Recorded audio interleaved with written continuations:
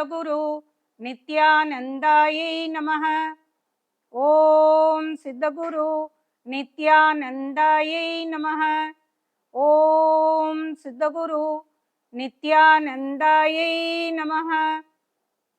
சித்தக்ரியா YouTube சேனலுக்கு உங்களை அன்புடன் வரவேற்கிறேன். இன்னைக்கு எடுத்துக்கிட்டு இருக்க தலைப்பு, இது நேயர்கள் கேள்வி கேட்டு அதுக்கான பதில். இது தலைமுடியை ஏன் விரிச்சு போடக்கூடாது அப்படின்னு கேட்டிருக்காங்க. நான் விரிச்சு போடக்கூடாது அப்படிங்கிறத உங்களுக்கு சொல்லியிருந்தேன். ஏன் அப்படிங்கிற கேள்வியே கேட்டிருக்கீங்க. அந்த ஏங்கிறதுக்கான பதிலை நான் சொல்றேன்.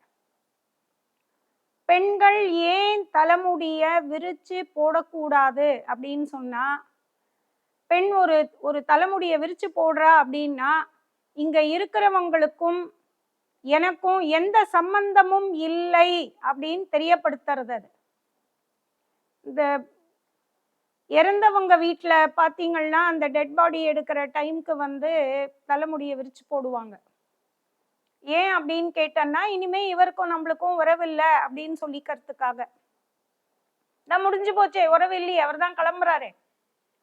அப்போ எனக்கும் இங்க இருக்கிறவங்களுக்கும் உறவில்லை அப்படின்னு சொல்லறதுக்காக தான் தலைமுடிய விரிச்சு போடுறது. ஏதாவது ஒரு சபதம் எடுத்து தலைமுடிய விரிக்கிறாங்க அப்படின்னாலும் என்ன அர்த்தம் அப்படின்னு கேட்டா, இந்த சபதத்தை நானே தான் இன்னைக்கு ஆண்டவன் அருளோட தீர்க்க வேண்டிய ஒரு கட்டாயத்துல இருக்கேன். உங்களெல்லாம் நம்பி புண்ணியம் இல்லை, நீங்கள்லாம் செய்வீங்கங்கிற நம்பிக்கையும் இல்லை, உங்களுக்கும் எனக்கும் இனி ஒன்றும் இல்லை. ஆண்டவனை மட்டும் நம்பி இந்த இதை நான் என்னுடைய பிரார்த்தனையா வைக்கிறேன். இது நிறைவேற வரைக்கும் நான் தலைமுடிய கட்ட மாட்டேன். இது பாஞ்சாலியும் எடுத்துக்கிட்ட சபதம் தான். ஏன்னா பஞ்சபாண்டவர் மேல நம்பிக்கை இல்லை, ஏன்னா தோத்துட்டாங்க, நம்பிக்கை இல்லை இப்ப. அப்போ எனக்கும் உங்களுக்கும் இனி இந்த இது எனக்கு கிருஷ்ணர் மூலியமா மட்டும்தான் நடக்க முடியும். ஆண்டவனை மட்டும் நம்புறேன், உங்க மேல எனக்கு நம்பிக்கை இல்லைங்கிறத தான் அவ தெரியப்படுத்துறா. ஒரு பெண் பின்னி எதுக்கு விடுறா அப்படின்னு கேட்டாக்கா, பின்னல் 3 கால் எடுக்கிறோம், ஆனா 2 கால் தான் தெரியும். பின்னல் போடும்போது நீங்க பின்னி இருக்கிறத பார்த்தோன்னா 2 கால் தான் தெரியும், ஒரு கால் மறைஞ்சே வரும். ஒரு பெண்ணுடைய வாழ்க்கை எப்படி இருக்கணும் அப்படின்னு கேட்டா, புகுந்த வீட்டையும் பிறந்த வீட்டையும் பேலன்ஸ் பண்ணும். அவ தன்னை முன்னிலைப்படுத்திக்காம இவங்க 2 ஃபேமிலியும் பேலன்ஸ் பண்ணி கொண்டு போகணும் அப்படிங்கிறதுக்காக தான் பின்னல் விரிச்சு போடக்கூடாது. நுனிவரில் பின்னணும்னு ஒரு காலம் இருந்தது. அது எதுக்காகன்னா, அது சம்பிரதாயம் இல்லை. நுனி வெளியில வெயில்லையும் இதுலயும் படுற மாதிரியா இருந்தது. நுனி வெடிச்சு போயிடும். நுனி வெடிச்சால் தலைமுடி வளராது. அதனால ஒரு காலகட்டம் வரையில் ரிப்பன் வச்சு நுனி வரைக்கும் பின்னுவாங்க. இப்ப நீங்க நுனி வரையில் பின்னலைன்னாலும் பரவாயில்ல, ஆனா கண்டிப்பாக பின்னுங்க. கல்யாண மேடையிலேயே ரிசப்ஷன்ல பார்த்தா எல்லாம் தலைவிரி கோலமா தான் இருக்கு.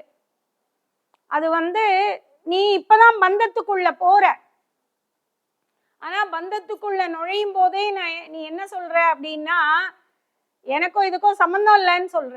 அது எவ்வளோ ஒரு தப்பான விஷயம் அப்படின்னு பாருங்க. இதெல்லாம்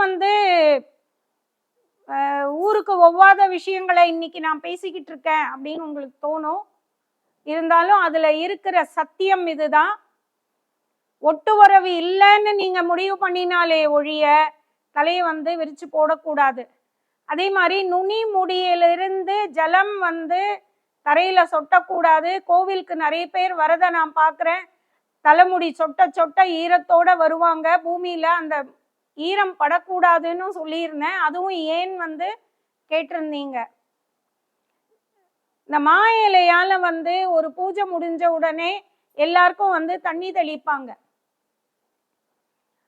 ஒரு மந்திர ஜபம் பண்ணி அந்த குடத்துல இருக்கிற தண்ணிய மா இலையால தெளிப்பாங்க. நரசிம்மர் கோவில்ல பாத்தீங்க அப்படின்னா அந்த தீர்த்தத்தை மூஞ்சியில தெளிச்சால் பயம் நீங்கும் அப்படின்னு சொல்றோம். அப்போ அந்த தீர்த்தம் மூஞ்சியில படும் போதும் இந்த மாயிலையால வந்து நம்ம இது பண்ணும் பொழுதும் எப்படி வந்து பவித்திரமா அந்த தண்ணி ஆகுதோ, அதை நீங்க பவித்திரமா ரிசீவ் பண்றீங்களோ, நீங்க வந்து தலைமுடியால வந்து நான் இப்ப நுனி முடிய வந்து நினைச்சுக்கிட்டு உங்க மேல தடவினா தெளிச்சா எப்படி இருக்கும்னு நீங்க யோசிச்சு பாருங்க. அப்ப அது எவ்வளவு மரியாதை. அந்த முடிங்கிறதுக்கு இன்னொரு பேரும் இருக்கு, அந்த பேரை யோசிச்சு பாருங்க. அதுல தண்ணி வந்து அது பட்டுது அப்படின்னா உங்களால அதை ஏத்துக்க முடியுமான்னு. மாயிலையில இருந்து தண்ணி வருது, இது வந்து தீர்த்தமா வந்து அவர் இதுல இருந்து நரசிம்மர் சன்னதியிலிருந்து வந்து அவர் எடுத்து மூஞ்சியில தெளிக்கிறாருன்னா அது எவ்வளவு பவித்திரம். நுனி முடியிலிருந்து வந்தா அதுக்கு என்ன பேரு அப்படிங்கிறத புரிஞ்சுக்கோங்க.